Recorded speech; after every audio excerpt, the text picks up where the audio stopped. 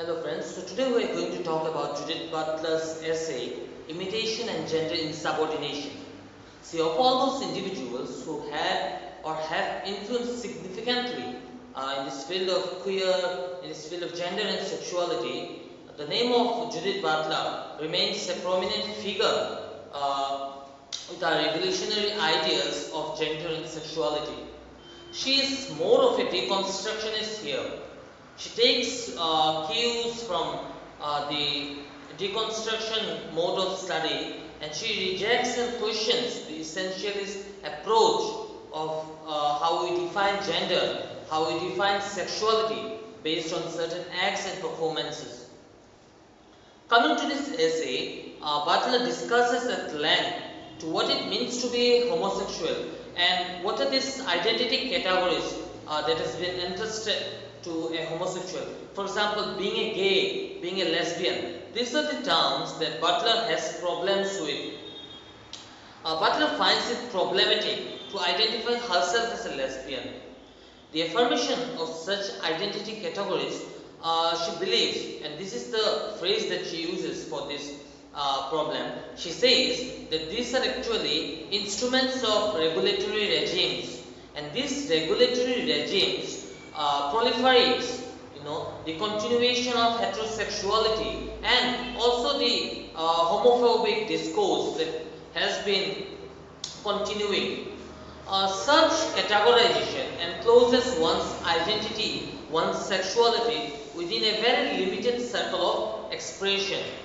Also, she is uncomfortable with these normative definitions that the members of lesbian and gay community entrust upon themselves or propose to define themselves.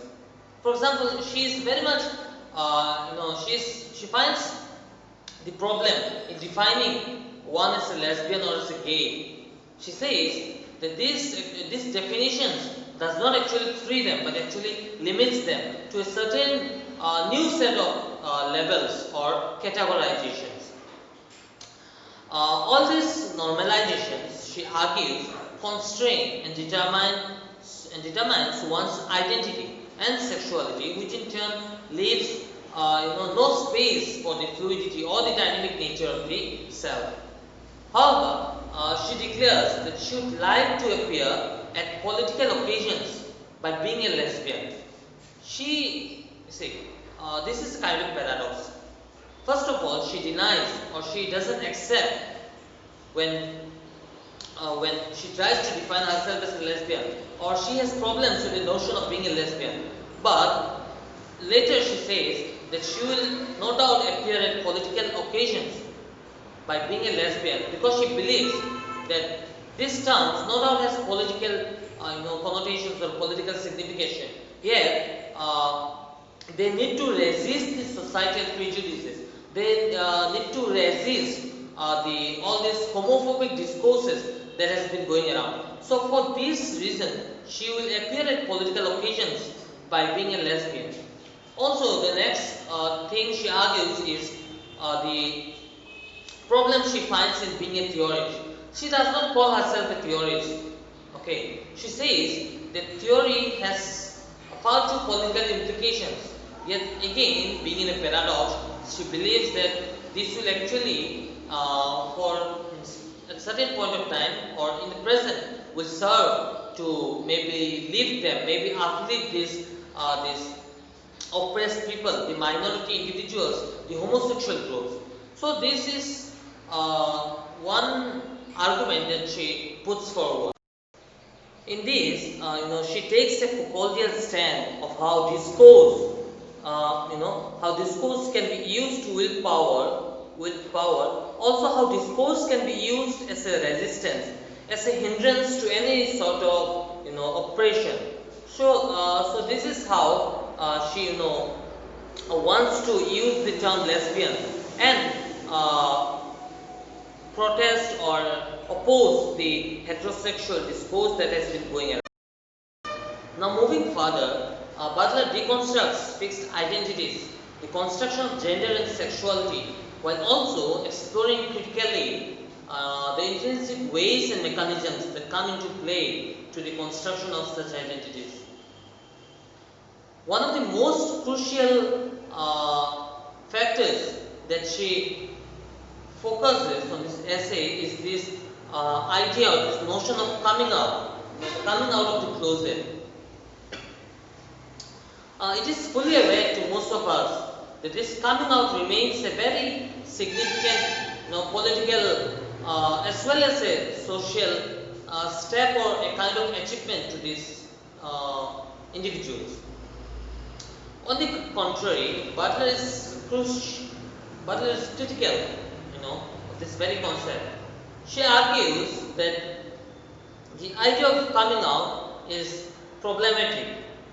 She says that this coming out is unclear to her, and she further reiterates that if this act solidifies their sexuality and makes them known to the unknown, then this coming out is actually a blasphemous activity. According to Butler, our sexuality is fluid and dynamic. We do not know it by certain acts or performances. Rather, sexuality remains unknown. The question of who or what is a lesbian or any other sexuality is something which does not need a fixed mode of sexuality. Butler critically assures that individuals who come out become the locus of a new identity, closeted again and again by the set of new definitions leveled on them.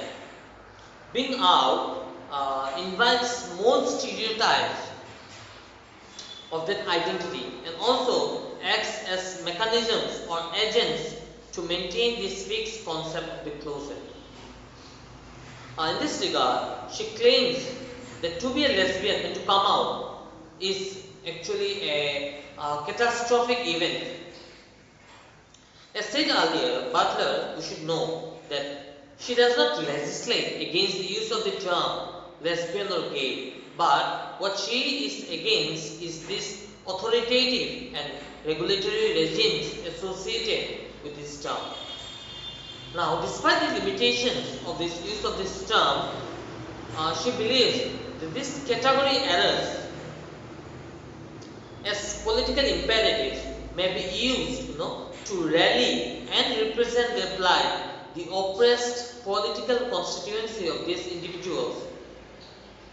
However, she also warns that this heterosexual matrix which they are opposing to is what they are heading to, by their claim to lesbian specificity or being, gay specificity. So we should be very careful about this. Therefore, her main argument is that we should all, move beyond the heterosexual narrative and this homophobic discourse by resisting any specificity to sexuality. The next issue she takes up for study is the performative nature of gender as well as sexuality and how this construction of the heterosexual identity as the authentic takes place. She calls into question the claim that lesbianism is a fake copy or a bad copy of this heterosexual or the heterosexuality. Okay. While talking about sexual identity, she argues that heterosexual identity, which is considered as natural and the norm or as the authentic, is nothing but a string of performances repeatedly performed. So heterosexual is nothing but a performance by which one acquires heterosexuality. According to Butler, sexual categories like gender categories are agents or mechanisms of repressive discourse by which, by the performance of which makes one homosexual or heterosexual. By this, she means the gender or sexuality is performative and can be repeatedly enacted to make it authentic. From this perspective, lesbianism or homosexuality is programmed into us just as heterosexual orientation is programmed into us. She defies the claim that heterosexuality is the authentic form of sexuality. Rather, she strongly argues that heterosexuality is a copy for which there is no original. So from this we get a very clear picture of what Butler wants to say. She's trying to say that sexuality can neither be fixed nor stable. It is opaque. Non-heterosexual identities acts as agents to validate heterosexuality as the natural. So we always need an other, to make ourselves visible. Same way, heterosexual identity needs this homosexual identity to establish heterosexual identity as norm. In this way, non-heterosexual individuals remain at a risk of getting disposed by this dominant heterosexual majority. Therefore, there is a crucial need to intervene and to resist. Butler asserts that we should parody, make fun of this power structure of the heterosexuals so as to make it, a liberating act. Yet, we should also keep in mind that any fixed definition or stability of identity will keep the anti-homosexual regime in place. Those skeptical of these terms lesbian, gay and homosexual, she advocates us to use them to resist and fight for their space while questioning fixed definitions of sexuality. She says that we need to use these terms lesbian, gay, homosexuality not because that we need to prove ourselves that we have this sexuality, that we have fixed identity, but to resist, to act as tools against this heterosexual regime.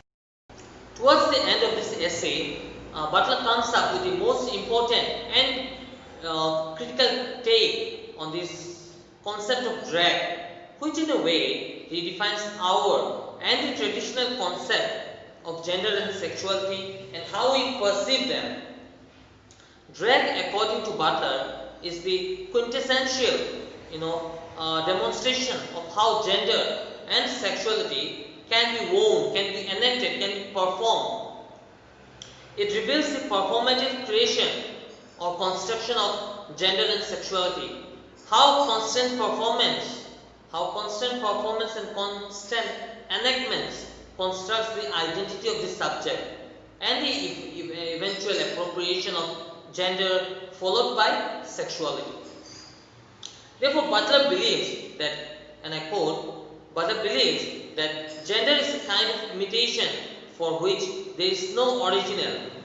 Likewise, sexuality is also a repetitive act or performance by which our identity as heterosexual or homosexual is constructed.